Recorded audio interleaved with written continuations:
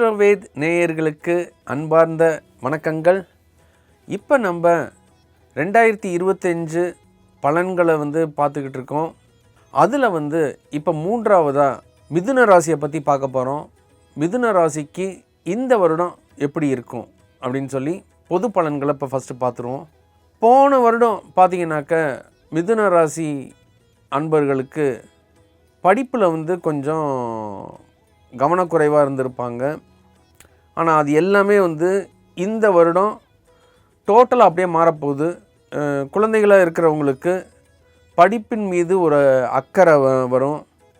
இப்போ 10th படிக்கிறவங்களாக இருந்தாக்க அதில் இன்னும் கொஞ்சம் எஃபோர்ட்ஸ் போட்டு படித்து முதல் மார்க் வாங்கிறதுக்கான முயற்சிகளில் ஈடுபடுவாங்க. அதே மாதிரி தான் கல்லூரி கல்வியாக இருக்கட்டும், மேல்நிலை கல்வியாக இருக்கட்டும், உயர்நிலை கல்வியாக இருக்கட்டும், ஆராய்ச்சி கல்வியாக இருக்கட்டும், கல்வியில் ஒரு நல்ல மாற்றத்தை இந்த 2025 வருடம் மிதுன ராசிக்கு நல்ல ஒரு மாற்றத்தை ஏற்படுத்தி கொடுக்கக்கூடிய ஒரு வருடமாக அமையப்போகுது அப்படிங்கிறதுல எந்தவித சந்தேகமும் இல்லை. இப்போ வாங்க நம்ம அடுத்தடுத்து பலன்களை பற்றி பார்ப்போம்.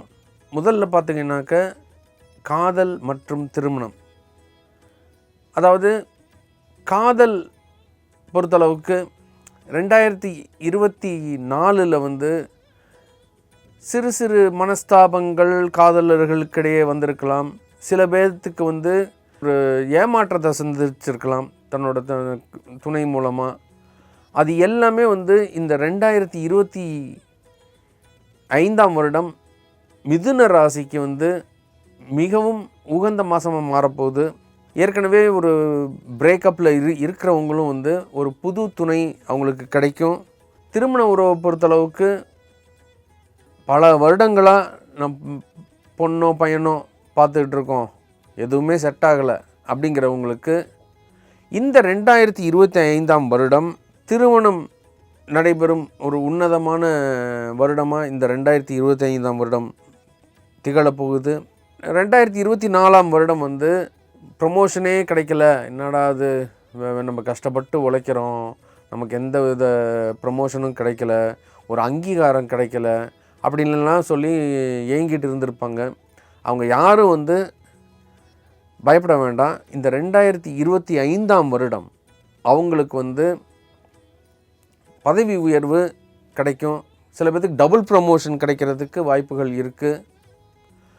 மிதுன ராசி நேயர்களை பொறுத்தளவுக்கு சம்பளத்தில் ஒரு உயர்வும் காணப்படும். நிதி நிலை அதிகரித்து காணப்படும். அதே மாதிரி தொழில் எடுத்துக்கிட்டிங்கனாக்க மெயினாக ரியல் எஸ்டேட் தொழில் செய்கிறவங்களுக்கு 2024 ஒரு சுமாரான வருடமாக இருந்திருக்கும். அதே மாதிரி இந்த 2025 வருடம் ரியல் எஸ்டேட்டில் கொடி கட்டி பறப்பாங்கங்கிற அளவுக்கு நம்ம சொல்லலாம். அதே மாதிரி கூட்டு தொழில் பண்ணுறவங்க, அதாவது பார்த்திங்கனாக்க ஆயத்த ஆடை ஏற்றுமதி செய்யக்கூடிய தொழில் பண்ணுறவங்களுக்கு அதிகமான வெளிநாட்டு ஆர்டர்கள் குவியக்கூடிய மிக அற்புதமான வருடமாக இந்த 2025 வருடம் மிதுன ராசி நேயர்களுக்கு திகழப்போகுது. அதாவது ஆடைகள் ஏற்றுமதி பண்ணுறதன் மூலமாக அதிகமான தன வருவாய் வரும். அதன் மூலம் இன்னொரு பிரான்ச் ஆரம்பிக்கிறதுக்கு வாய்ப்புகள் வரும்.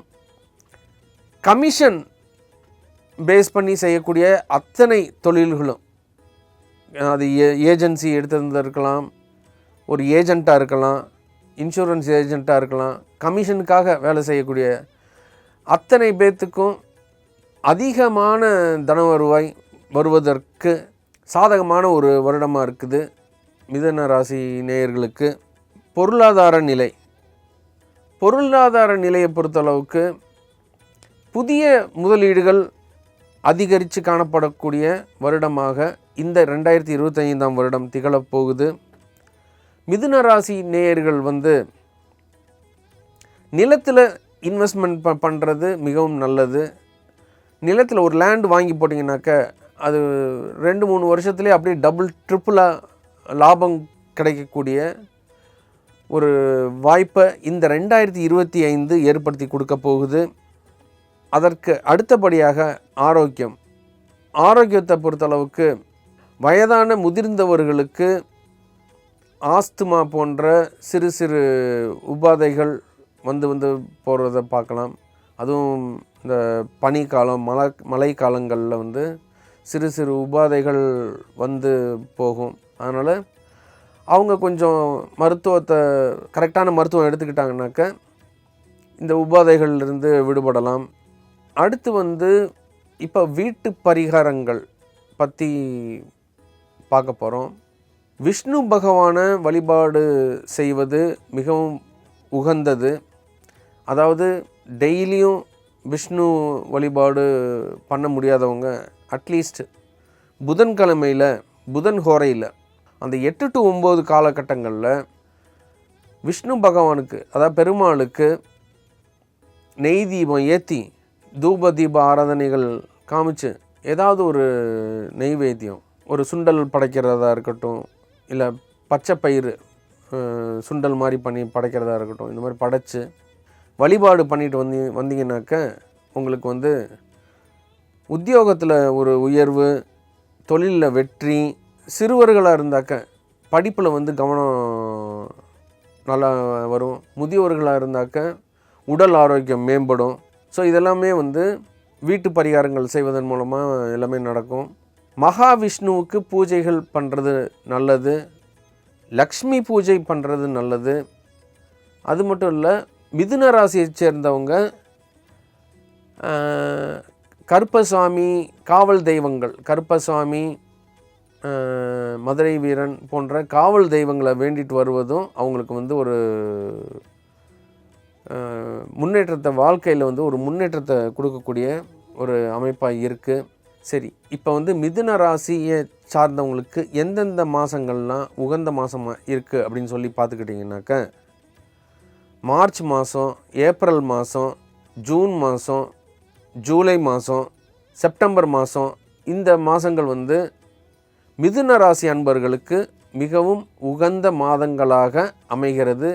இந்த மாதங்களில் என்னென்ன பண்ணிக்கலான்னாக்க, புதுசாக வண்டி வாகனம் வாங்கிறது, புது வீடு கட்ட ஆரம்பிக்கிறது, புது தொழில் தொடங்கிறது, இந்த உகந்த மாதங்களில் பண்ணிக்கிறதன் மூலமாக அவங்களுக்கு வந்து வாழ்க்கையில் வந்து ஒரு நல்ல ஏற்றம் மிகுந்து காணப்படும்.